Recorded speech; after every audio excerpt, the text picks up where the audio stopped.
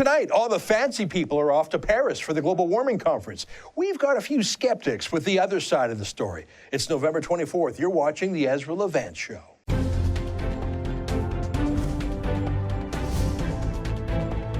Why should others go to jail when you're the biggest carbon consumer I know? There's 8,500 customers here, and you won't give them an answer. You come here once a year with a sign, and you feel morally superior.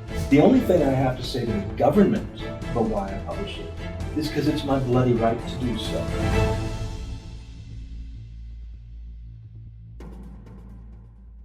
Lots to talk about today about the global warming conference coming up in Paris. But first, the big news today.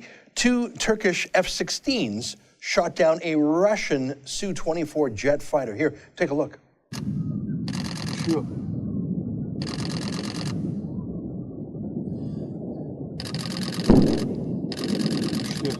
Incredible footage. Turkey says the Russian jet flew into Turkish airspace. Russia says that's not true. Both countries are authoritarian regimes, democracies in name only, run by lying tyrants. So it's tough to know who to believe. But the jet crashed 4 kilometers inside Syria, which suggests that Russia may be right. If it were shot down over Turkey, wouldn't it have fallen to the ground there?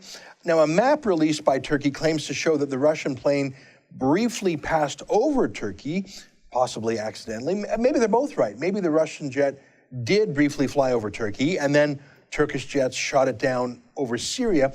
Either way, though, the Turks say they shot it down. Vladimir Putin says there will be, quote, serious consequences, unquote, for Turkey. Turkey has called an emergency meeting of NATO. Hey, did you know that Turkey, a country that supports the Islamic State terrorists, a country that buys oil from the Islamic State to give them funds, a country through which 1 million Muslim migrants have streamed illegally into Europe, Turkey, the explicitly anti-Semitic regime, Turkey that cracks down on its own opposition politicians and censors its own media, did you know that Turkey is actually a member of NATO, like we are? I mention this because Article 5 of the NATO treaty compels all member states to come to the aid of any NATO country that's attacked. Do you want to defend that provocative, pro-ISIS Muslim country, Turkey, against Russia here? To make matters worse, after the Russian jet was shot down, its 2 pilots ejected and parachuted to the ground. Both were killed. One of them was seized by a Syrian militia allied with Turkey called the Turkmen Brigades. Here's videotape of those Turkmen Brigades cheering with the dead bodies, chanting, Allah Akbar, Allah Akbar. The Muslim phrase, God is great. It's not certain whether that pilot was dead before or after the Turkmen arrived. Here's a Syrian expert who's quoting the Free Syrian Army, supposedly one of the good guys, fighting against the Syrian dictatorship. The Free Syrian Army source proudly says they shot the parachuting pilots. So brave, these Syrian freedom fighters. Here's another Syrian who told another reporter that, yeah, they killed the pilot. They were shooting at him, but they swear they were trying to capture him alive. Is that why they were shooting him? These are our allies, by the way. The Free Syrian Army has had Western training, Western equipment, Western funding. Here's another report of Turkey's allies shooting the pilots dead as they hung helpless in their parachutes. Now, I'm not pro-Russia. I'm not. Though I'm glad they're killing Muslim terrorists. I'm not pro-Russia, but once you're shooting at pilots who are parachuting down, that's an execution. That's not war. I mean, how different is that from the Islamic State? It's not really different. I mean, this is the Syrian way. And we're taking 25,000 Syrian migrants? Sorry, which ones are the good ones again? Now, Russian helicopters immediately set out to search for the downed pilots. Reports say that one of those helicopters was shot down too, using a US-supplied surface-to-air missile. But here's another report in the form of a video uploaded by Muslim fighters that claims to show a missile launch against a helicopter that's on the ground. Take a look.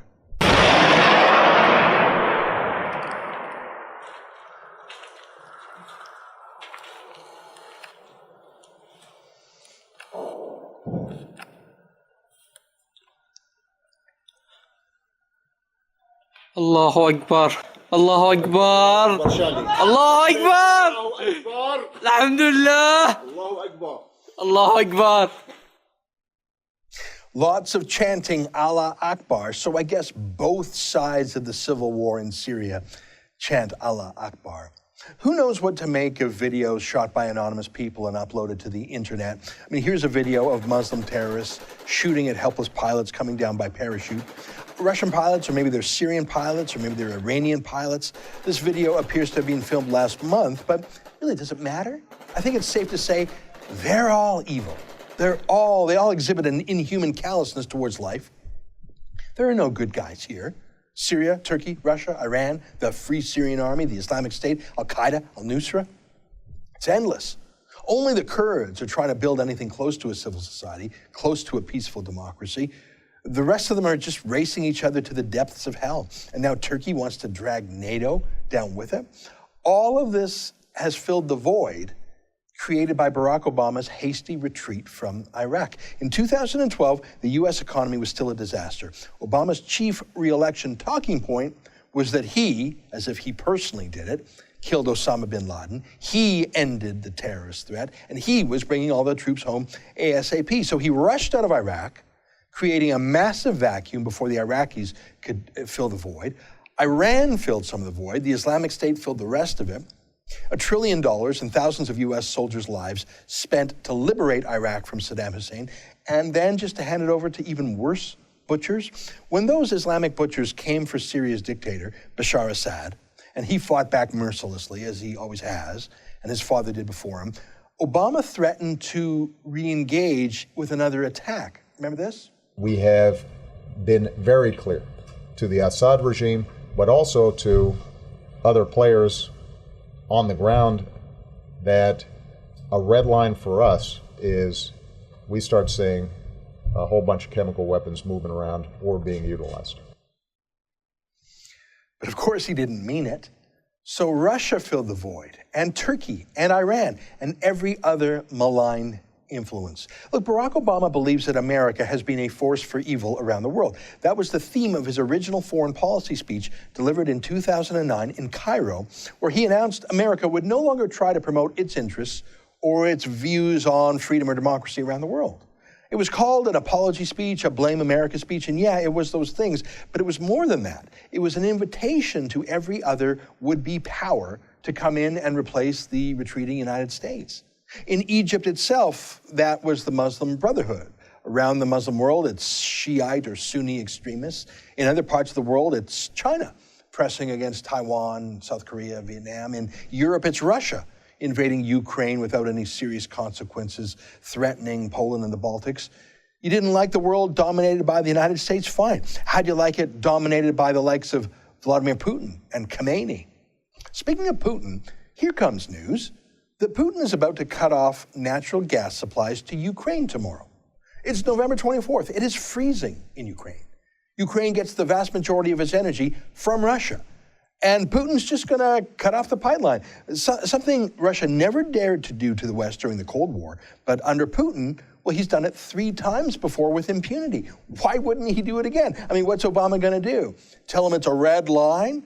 If you let Putin invade Ukraine, you're probably not going to stop Putin from turning off the gas to Ukraine, and Putin knows it.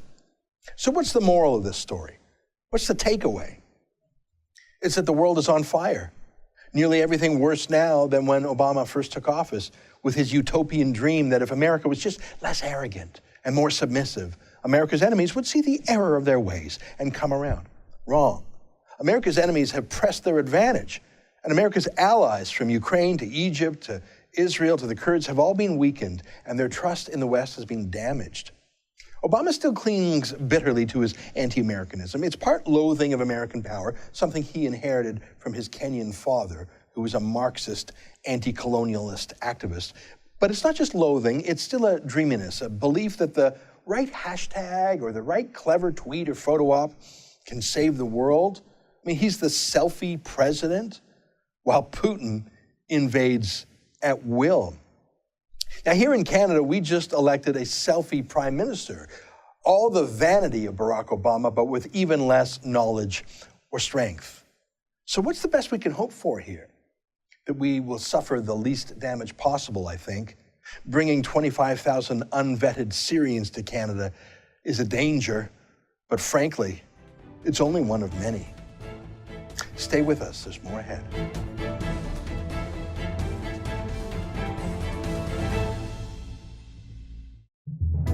We've heard you loud and clear. You can't get enough Canadian conservative news and opinion. Why not check out our blog? It's all your favorite conservative bloggers together on a page called The Megaphone. Go to TheRebel.media/TheMegaphone or click on the Megaphone menu from our main page to check it out.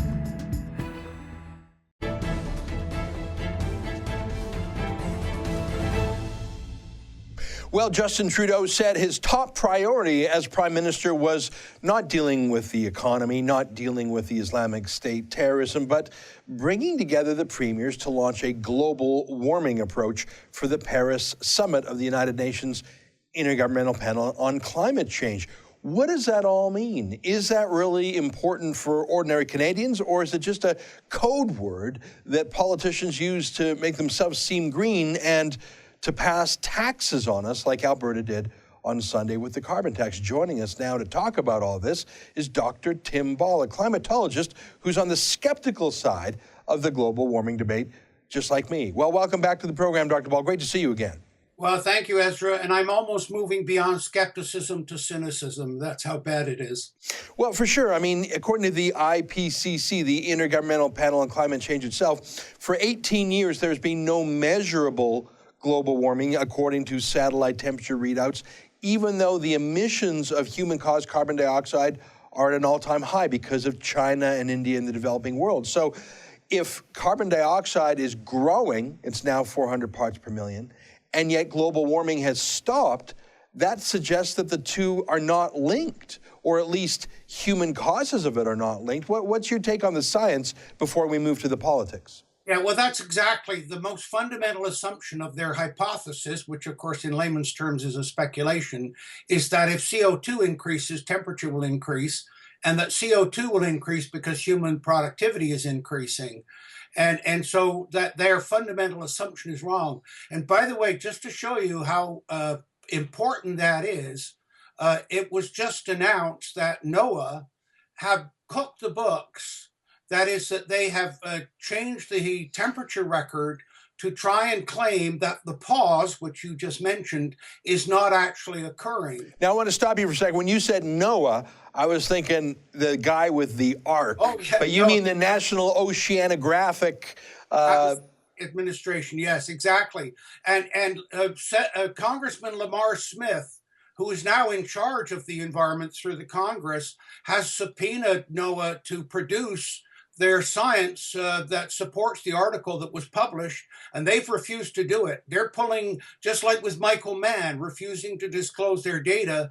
But what they've tried to do is show that the 18-year pause that you've talked about, in fact, didn't occur. So that's how serious what's going on in this whole science debate is. You know, on Sunday, when Rachel Notley announced her new carbon tax, I note that she didn't claim it was going to change the world's weather by 1/1000th of a degree. I mean, she has no science to say that it would, but she's not even pretending anymore, and not a single journalist, whenever someone introduces a carbon tax, a recycling, some tax of any sort, especially to do with global warming, no journalist ever says, well, will it make any difference? Because everyone knows it won't. Even the radical scientists at the UN say, even if every single country in the world brought in carbon taxes and did the Kyoto Protocol, it wouldn't stop the world's weather. It's just an excuse. It's this generation's version of do it for the kids, do it for global warming. It's really got nothing to do with climate or weather. It's just an excuse to raise taxes and sock it to industry. Exactly. And by the way, Naomi Klein, who is that left-wing commentator who is on the Pope's panel, and the Pope, of course, going to Paris to push the global warming issue, she's come right out and said, it's not about the science. This is a political agenda. And so it's both a political agenda, and of course your politics needs funding, so it becomes an economic agenda as well. But the other thing, Ezra, is that what Notley has proposed and what Trudeau is proposing for Canada has already been done in Canada, in Ontario. Maurice Strong, who was the political and economic architect of all of this deception, introduced the Notley program into Ontario when he was chairman of Ontario Hydro in 1992. And Ontario has gone from being a half province to a have-not province because of that energy policy. Now, what do you mean? Because the chief aspect of the Alberta policy was a huge carbon tax on everything. And then there's another aspect, which is shut down coal. And then finally, a cap on the oil sands. So which of those elements did Maurice Strong do in Ontario? What he did was that he stopped any further development of nuclear. He stopped any further development of coal with a gradual reduction of the coal burning. And he introduced wind turbines. And the result was, of course, that Ontario was put into a serious energy deficit problem, which it's going to take them probably 20 to 30 years to fight their way out of it. But it isn't just Ontario. I mean, you look at all the countries around the world that have tried that green agenda of energy, they've abandoned it. Germany is building coal plants as fast as they can because it's failing. And so somebody once said the definition of insanity is keep repeating the same thing, hoping that you'll get a better result. Well, that's what Notley's doing in Alberta and what Trudeau's planning for Canada. Well, the Paris summit, these UN global warming bureaucrats, they go from beautiful city to beautiful city. They go to Bali, they go to Marrakesh, they go to Rio, they go to Cancun. Seriously, the best cities in the world. It's got to be amazing. It's like an annual reunion. Yeah. What do you think they will do in Paris? Because it's one thing in opposition for the Liberals to say Harper isn't doing enough, when in fact CO2 emissions have fallen under Harper, if you're worried about that sort of thing, and I'm not, because I don't believe carbon dioxide is a problem. But now that Notley is in power in Alberta and Trudeau's in power in Ottawa, what do you think they will actually do now that they're the deciders instead of the critics? Final word to you, Professor. Well, what's happening in Paris is called COP21. COP stands for Conference of the Parties. When Strong set up this whole climate change issue as a political agenda, the Conference of the Parties produced the political side of it. The Intergovernmental Panel on Climate Change produced the science that they need to support the political agenda at COP. And so what they're going to do in Paris is, because the Kyoto Protocol failed, and it failed at the COP15, which was in Copenhagen, after the science, the corrupt science, was exposed in the leaked emails at ClimateGate, if you remember that, in 2009. And by the way, this is the week that celebrates that 5 years ago. And when those emails leaked and showed that the science was corrupted, Kyoto died. But the following year at Durban, they came in with the Green Climate Fund, which is essentially the same thing. That is that us developed nations that have used fossil fuels to get ahead have to pay for our sins and contribute money. So what's going to come out of Paris? What's going to wrap it up for us? What should we look for? What are the dangers? What are the policies that are going to come out of Paris that are going to affect us here in Canada? Well, the major thing is that Trudeau is going to put a whole lot more Canadian taxpayer money into that Green Climate Fund. Harper even put $300 million into it. So that's one thing. The second thing, though, is that from a political agenda, they've got a much bigger problem, because the whole idea of using the climate agenda for politics is not working. The BRICS nations, that is Brazil, Russia, India, China, and South Africa, India's already come out and said they're not going to support the climate issue. Putin has already said global warming is a fraud. But what will come out of Paris is a typical communique saying, oh, yeah, we basically, it'll say we've met and we've agreed to meet again and we're moving forward on this big problem. But in fact, nothing will happen except that these developing countries like Canada will be throwing money away into this Green Climate Fund, which, by the way, is being handled in a South Korean bank by the IMF. Dr. Ball, it's great to talk to you. I want to have you back on as this conference comes. And by the way, I should tell our viewers that our friend Marc Morano from climatedepot.com, he will be in Paris, and he will be our on-the-spot correspondent from Paris. I was in Paris for the terrible atrocity of those terrorist attacks, but Marc Morano is going there for this political conference of the environmental extremists. He will be our Paris correspondent for that. Dr. Ball, great to see you. We'll talk to you again soon. More after these short words.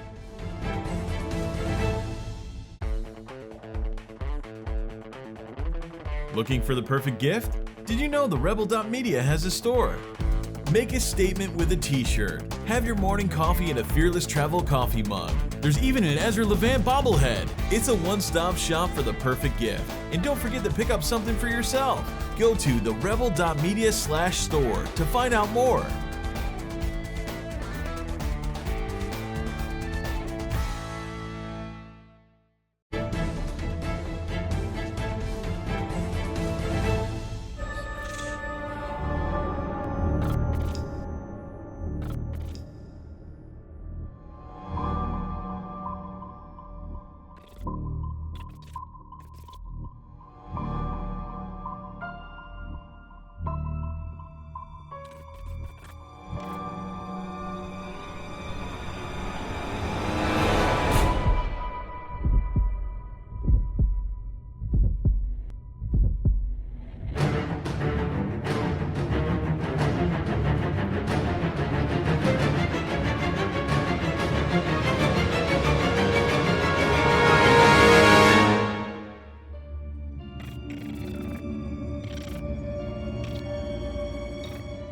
Wow, that looks amazing. A new movie, Climate Hustle, by our friends at climatedepot.com, led by our friend Marc Morano. We were just mentioning that Marc is going to be our on-the-spot correspondent at the Paris Global Warming Summit. He hasn't left for Paris yet. He's still in Washington, D.C., where he joins us now via Skype. Marc, great to see you again, and congratulations. You are going to be debuting your film, Red Carpet Style, in Paris at the same time as this global warming conference. Tell me about that. Yeah, we've chosen December 7th as the premiere. It's going to be 7:30 in a 100-year-old Paris theater. We are going the whole 9 yards. We're having a red carpet rollout. We're having a champagne reception before the film, the media. It's invitation only to actually get in, and the media, there'll be select media, and we're going to have a whole red carpet interview media set up, and our celebrities are going to be PhD skeptical scientists instead of Hollywood celebrities. So we're hopefully to have some Washington political figures there as well. So we're looking for a huge Paris event right in the middle of their UN climate summit. Well, that's great. Tell me a bit more about what you're going to do at the Climate Summit. I mean, it's such a massive, sprawling, huge carbon footprint event. I mean, there are literally tens of thousands of people. Every hanger-on, not just in the political class and the diplomatic class and the bureaucratic class, but in the media class. Like, everybody wants to be at the trough here. Tell me what it's like, because you've been to some of these UN global warming conferences before. I think you went to the one in Cancun. They sort of take over the city, every hotel, every five-star restaurant. I mean, all the caviar in Paris has probably been bought in advance. How ritzy and how big are these bacchanalias?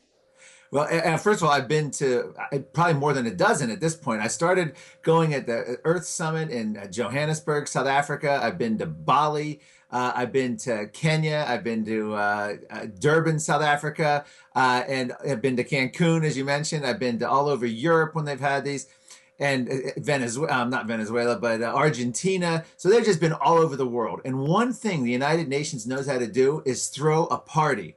And that's what these are. These are tens of thousands of people gathering together, and they have receptions every night. It's festivities, it's hotel ballrooms, it's outdoor activities, it's luau's. In fact, there have been investigations. Almost every United Nations Climate Summit uses more in the 10-day, 12-day summit than entire, multiple nations in Africa do for an entire year in terms of their carbon footprint, so to speak. So these are huge events, and in many cases, they fly in the chefs. World leaders will fly in chefs to produce caviar for all these high-end receptions. And the airports are jammed with private jets from the various celebrities, everyone from Leonardo DiCaprio, Harrison Ford, Al Gore, and others. And they're expecting just about everyone to come to this Paris one. This is the biggest climate summit, certainly since Copenhagen, and maybe since the granddaddy of them all, 1997's Kyoto. They're expecting big things to happen here.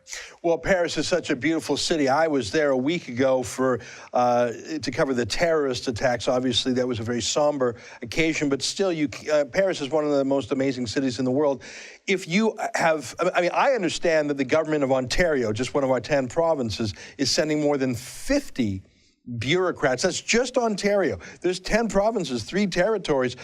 I bet you that the Canadian government delegation is going to be more than 500 people, because who wouldn't go to be part of that kind of a party on the public dime? But really, that's the whole thing. I mean, just on Sunday, Mark, in my home province of Alberta, they rolled out a carbon tax in the name of saving the world. And the Premier of Alberta, Rachel Notley, actually said she didn't want her young children, or she didn't want the province's young children growing up breathing in carbon, as if carbon dioxide can kill you. In fact, you breathe out carbon dioxide 100 times more concentrated than in the air. I mean, just the junk science, they're not even pretending anymore that it's about saving the world. It's just a tax scheme. Or do some of them still pretend that raising carbon taxes and things like that will save the world?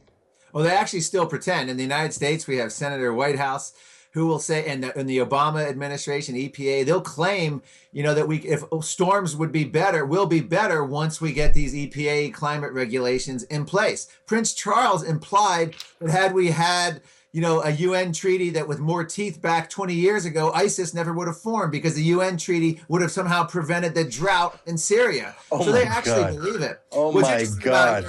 Your Alberta premier is she didn't campaign on this, and she only picked this up because it was the recommendation of a panel. We'll find that a lot in the United States too, where they use these. We'll appoint a panel and they'll come up with recommendations. Well, you know who's on the panel, you know what the recommendation is, and of course the carbon tax. President Obama announced today, Ezra, that going to the United Nations Climate Summit and going forward is going to be a rebuke to ISIS. In other words, take that, ISIS. Here we go. We're going to go hamstring our economies, limit our growth, kill our jobs, destroy our energy sectors, and centrally plan our economies. That'll really show ISIS that we're out to get them. They're going to run in fear. Oh, my God. Listen, Mark, when are you going there? Because we'd love to have updates from you from Paris. When does the official thing start? Well, it starts, it starts next week, a week from Monday, but it's going to start with bureaucrats meeting and all the low-level meetings. I will arrive for the whole second week, which is the high-level negotiations and all the more high-profile stuff. I'll be there, I think, December 5th through the 11th. So I'll be there for a whole week and be happy to do updates for you. Well, I'll be keeping track every day of the various negotiations going on, of the protesters, of the world leaders, of all the different things happening, and I'll be reporting on how our movie premiere goes. There's up to estimated more than 10,000 protesters without a home, Ezra, and us skeptics are offering us, or us deniers, if you will, are offering a red carpet premiere right in the middle of the summit. Gee, I wonder if any will show up. Yeah. Mark, we got to go now, but I can hardly wait to get your daily updates from Paris. Thanks for joining us. And by the way, let me express interest to you. We would love to find some way to premiere your movie, Climate Hustle, here in Canada in a real theater. But of course, most of our people will want it on the internet. We'll have to talk about that to get your message to the people. Great to talk to you again, my friend. Stay in touch, okay? And stay safe in Paris. Okay, thank you very much, Ezra. More of the Rebels Ezra Levant Show right after these messages.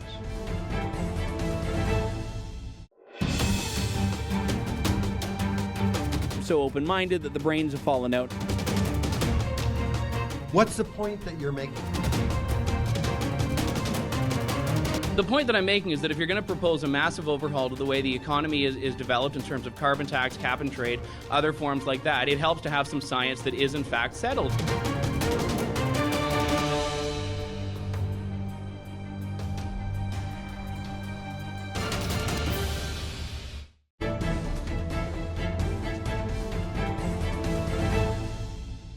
Welcome back to the show. I love your viewer feedback. Here's Maureen Newman, who says, Ezra, the NDPers all should stop driving vehicles, flying in planes, and start heating their houses with wood stoves.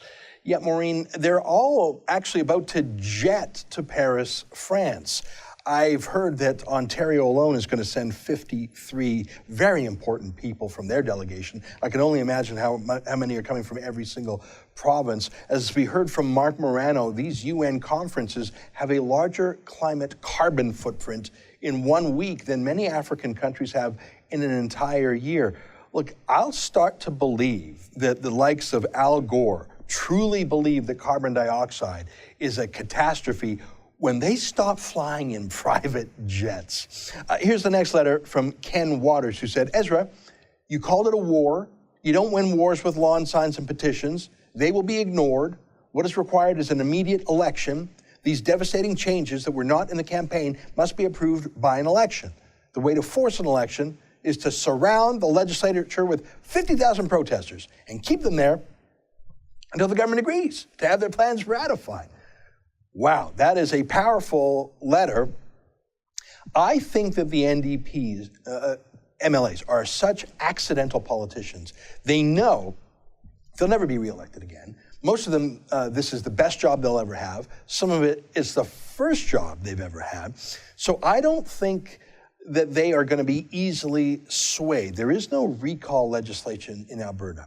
Now, could we get 50,000 people to surround the legislature, as you say, and not leave till there was an election?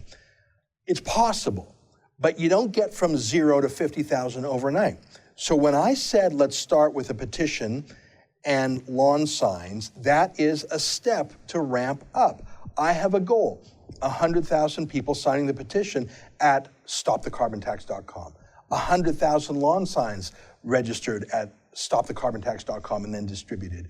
We have town halls, we have radio ads, we build up, and yes, maybe our first rally at the legislature has 1,000, maybe the next one has 10,000. You can't get from 0 to 50,000 overnight. I think it is possible. Remember what I said yesterday. When Brian Mulroney was bringing in the GST, it was originally at 9%, but the public backlash made him blink and move it down to 7%. I'm trying to, at the very least, slow it down and moderate it, but I think you're right. It is possible to stop them. By the way, I just checked, and overnight on our website, 760 individual Albertans registered for a lawn sign. So we're getting there. We will get to 100,000. I think we'll get to 50,000 maybe in a month or two. But you got to join with me. You got to spread the word. So spread the word about stopthecarbontax.com. Here's the next letter from James Callahan, who says, I think we're going to need some Stop the Carbon Tax signs for Ontario as well. You are so right. Listen, I think Ontario, I'm not going to say it's lost, because where there's life, there's hope. But Ontario has been going down this Green Energy Act, high carbon tax, energy poverty path for so long. You've already got the highest, I live here now too. Ontario already has the highest electricity prices in North America. These green schemes where they pay huge subsidies to these insiders who got all the solar and wind turbine contracts, those are like 10, 20-year contracts. So even if you were to rip up the act now, you're going to have heavy costs for years to come. But yeah, I think we have to fight this and it's going to come to more provinces too. I mean, this Paris Global Warming Conference is going to be a nightmare for this. All right, next letter from John Whale, who says, why does this have apparent support from many industry leaders? I tried to explain yesterday why 4 of the biggest oil sands companies were at the announcement on Sunday. I had 2 explanations. The first was, when you're a hostage, you're under duress. You can't speak freely. I mean, you do whatever the hostage taker says just to stay alive until you're rescued. Now, the rescue for Alberta oil companies might come in 2019 in the form of the NDP being thrown out. So if you're the CEO of an oil sands company with billions of dollars, your goal is do as little harm as possible to your value, try and survive till 2019. That's reason number 1. Reason number 2 is a little bit darker. If you get inside the system and rig the rules, maybe you can actually profit off it. Maybe you can get some carbon subsidies. I mean, we talked about the carbon tax being $3 billion at first. It's actually $6 billion, $3 billion of which will be returned to industry in the form of, subsidies or other payments. So if you can rig the rules so you get subsidies, and you got to do that because you said to the government, all right, I'll play ball with you, you're not just saving yourself, you're doing in your competitors. That's my second theory. Folks, look, we're just starting this stopthecarbontax.com campaign, but it's been an amazing first day. 760 people signing up for lawn signs. I'd have to check the petition count. It's probably close to 10,000 names in just one day. My goal, again, 100,000 names, 100,000 signs. And then, yeah, we're gonna get on to the next phase, on to the town hall meetings. Paige McPherson wrote back to me and said she's going to come on tour with me on these town hall meetings. We've got a lot going on. In the meantime, you keep fighting. And how do you fight? You fight democratically by spreading the word. And that starts with getting accurate news. My view is you just can't trust the media party to tell you what's going on all the important issues. On stuff like the weather, or there was an earthquake here or a tornado there, yeah, you can trust the media party. But on terrorism, on refugees, on global warming, on the carbon tax, the media are just as partisan as the politicians. You gotta come to theRebel.media to get the straight goods. I'm Ezra Levant. The show's called The Ezra Levant Show. The channel's called theRebel.media. Good night, and we'll see you tomorrow.